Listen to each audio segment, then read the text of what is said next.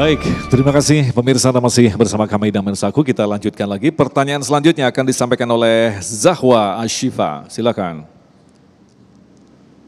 Assalamualaikum warahmatullahi wabarakatuh. Saya Zahwa Ashifa Sadika. Saya mau bertanya Ustadz, apabila kita mengalami pembulian, maka jika kita melawan, maka kita akan sama sifatnya seperti mereka. Apabila kita diam saja, maka orang itu semakin membuli kita. Jadi itu gimana Ustadz? Terima kasih. Assalamualaikum warahmatullahi wabarakatuh. Assalamualaikum warahmatullahi wabarakatuh. Ini berkaitan dengan apa yang dijelaskan tadi oleh Ustadz Ahmad. Silakan. Masalah pembulian. Ketika kita dibully oleh siapapun, maka jangan kita balas dengan membuli balik.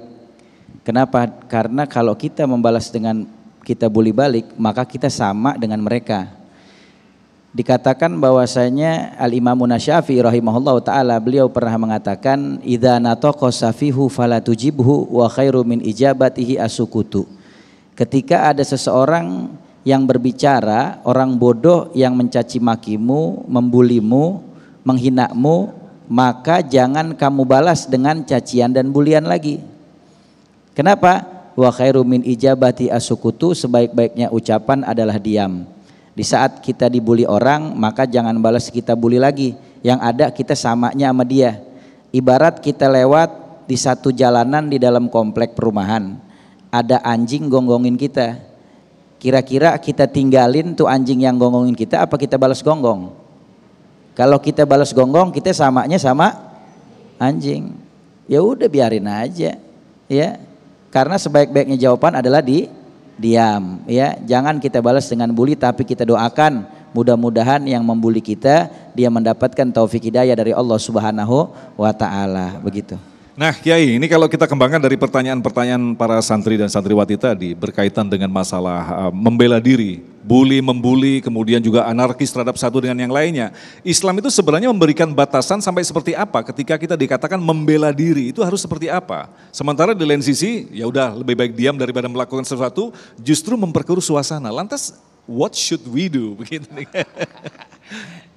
Hebat ini, luar biasa pertanyaannya Mas Agung, Masya Allah. Ketika kita menghadapi satu situasi yang penuh dengan tekanan, baik itu bulian maupun kekerasan, itu kan tekanan yang akan mempengaruhi kejiwaan kita. Bahkan ada satu doa aja kita, Allahumma adfa'il bala wal waba wal ghala wal fasya wal munkar wa syadada wal mihan. Ketika kita menghadapi kemunkaran, boleh kita mencegah, menghadapi diri kita supaya jangan kena munkar, tapi dengan cara jangan kita juga berbuat munkar. Bagaimana caranya supaya kita jangan tidak berbuat munkar? Harus ada batasannya. Ukurannya di mana? Ukurannya jangan sampai menyakiti perasaan orang. Nah kan bingung kita. Bagaimana jangan sampai menyakiti perasaan orang sementara kita udah sakit? Cukup kita yang jadi korban, nggak usah kita mengorbankan orang. Keren banget.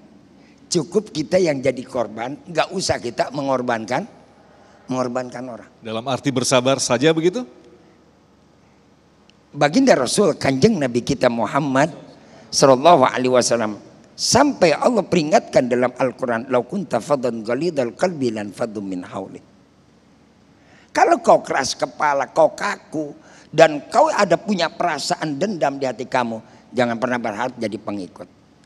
Ada pengikut orang yang ada sekitar kamu jadi mengikut kamu. Yang kedua, ketika Rasul pada waktu hijrah ke Taif, Rasul dilukai. Bayangkan, sampai terperosok jatuh Rasul. Sampai gigi Rasul patah. Masya Allah. Sampai Nabi sampai malaikat menawarkan bantuan. Ketika itu Nabi malah berdoa. Apa doanya Rasul? Allahumma dil qaumi fa innahum la ya'lamun. Ya Allah, berikanlah petunjuk kepada kaumku. Dia nyakiti aku, dia lukai aku, tapi berikanlah petunjuk kepada mereka lantaran dia tidak tahu siapa aku. Ini kan orang kalau udah kayak model begini udah luar biasa. Level sempurna itu enggak, waduh itu tingkatannya Masya Allah ya, udah level 10 itu. Ya. Kalau sekarang baru bonyokin dikit, besok kalau gua seger gua akan lebih kuat lagi. Astagfirullahaladzim.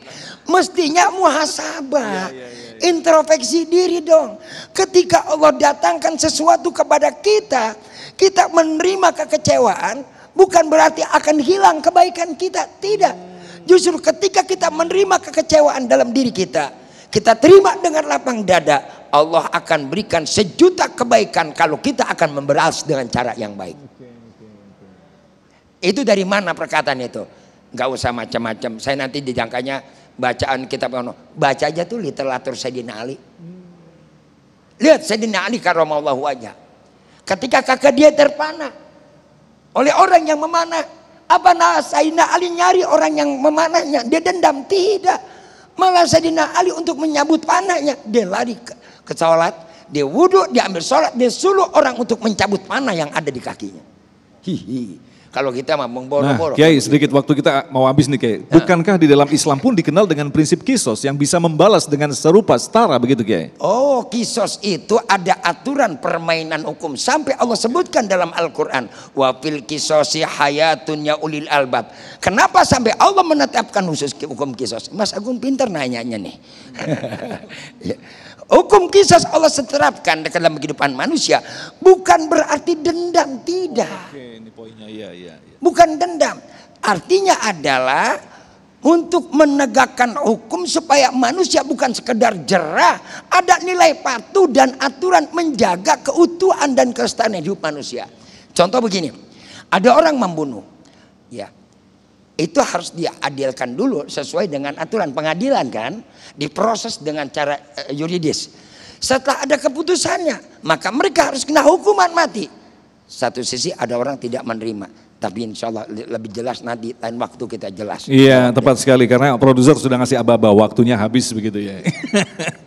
Baik, terima kasih sayang sekali. Waktu kita sangat terbatas, tapi insya Allah apa yang telah disampaikan oleh guru-guru kita tadi akan memberikan pemahaman bagi kita agar kita mampu menahan diri. Bukankah ketika Allah menghadirkan kita tamu istimewa yaitu bulan suci Ramadan adalah salah satu cara Allah untuk mampu mengendalikan diri kita masing-masing. Insya Allah di akhir nanti kita akan berdoa, kita termasuk orang-orang yang diselamatkan dari segala bentuk kejahatan yang ada di hadapan kita. Tetaplah bersama kami, Damai Indonesiaku.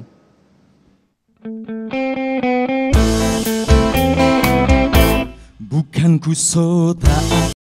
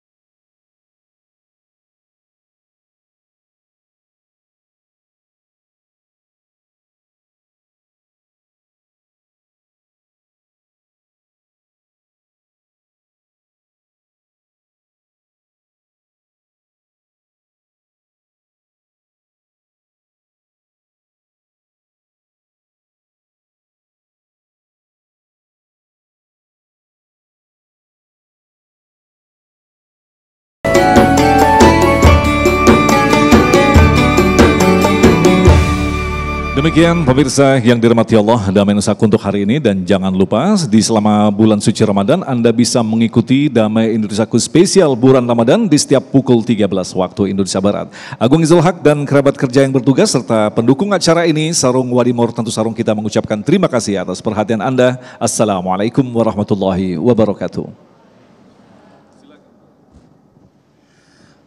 Allahumma salli wa sallim ala sayyidina Muhammad wa ala alihi wa sahbihi wa sallim tasliman katsira. Alhamdulillah rabbil alamin, hamdan syakirin hamdan na'imin, hamdan yuafi ni'amahu wa yukafi mazidah. Ya Rabbana lakal hamdu wa lakal syukru kama yanbaghi li jalalikal karim wa li 'azimi sultanik.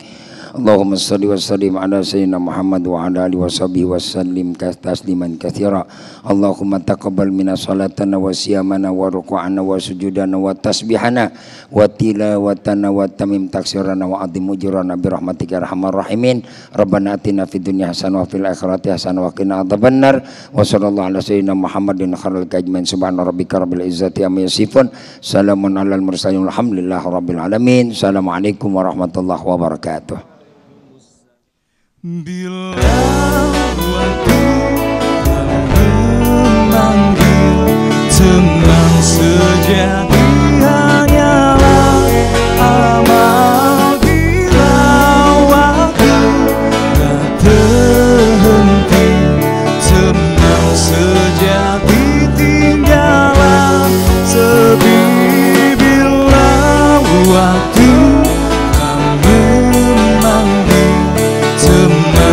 sejati